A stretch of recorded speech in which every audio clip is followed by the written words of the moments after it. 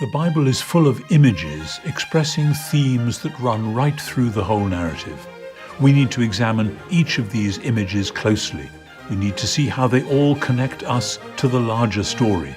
We need to read the images.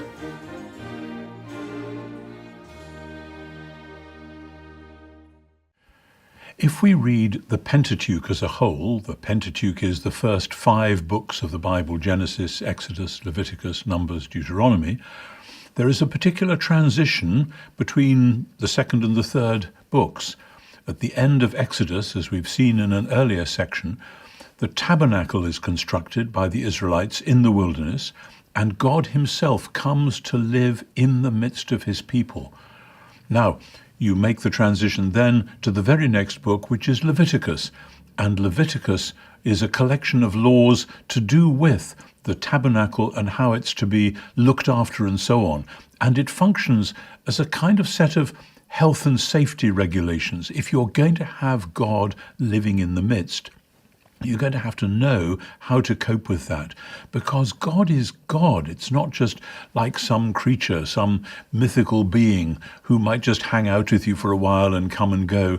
This is God, the living God, the creator, the God of Abraham, Isaac, and Jacob.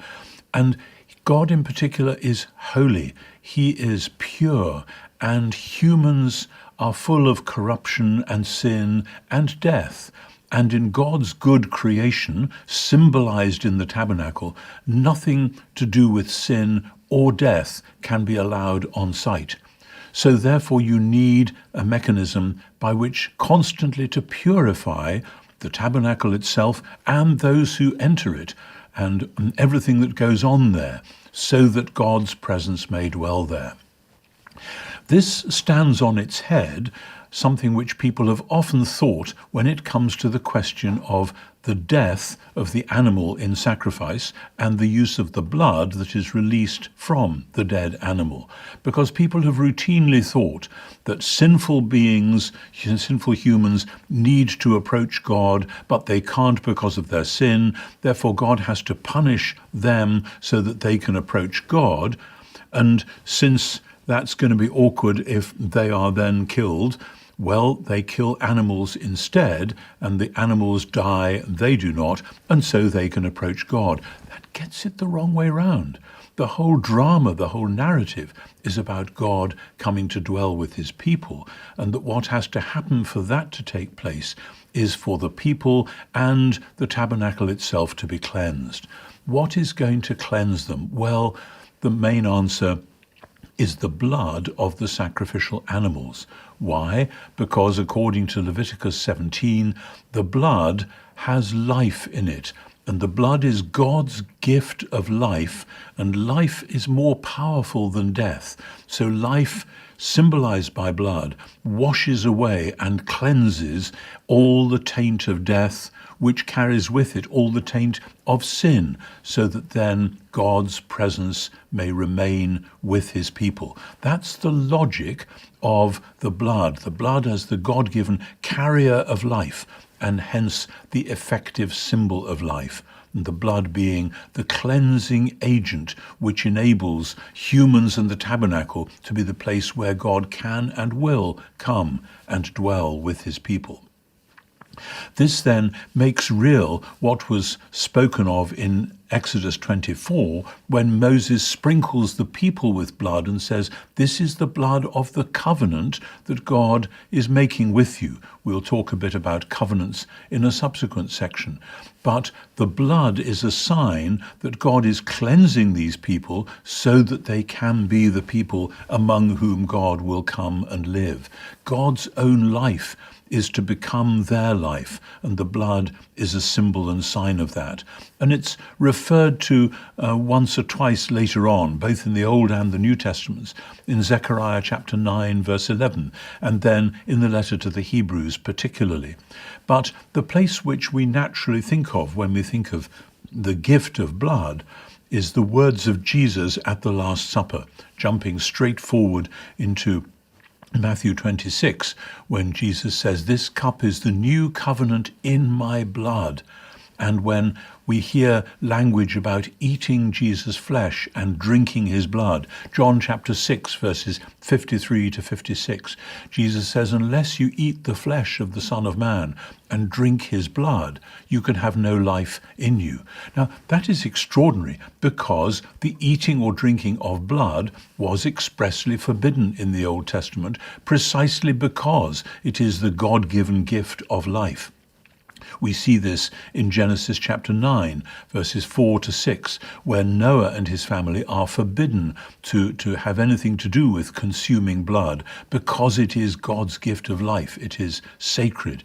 And so it is shocking then when in John 6 Jesus speaks like that, and when at the Last Supper he invites his followers to eat his flesh in the form of the bread and drink his blood in the form of the wine.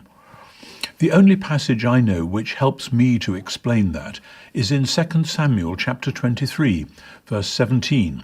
What happens, it's the author of the book is summarizing some significant things which some of David's closest allies and associates did in the early days when he was still wandering around in the wilderness. That one time David said to his men, I wish someone would go and get me a drink of water from the well that's in Bethlehem.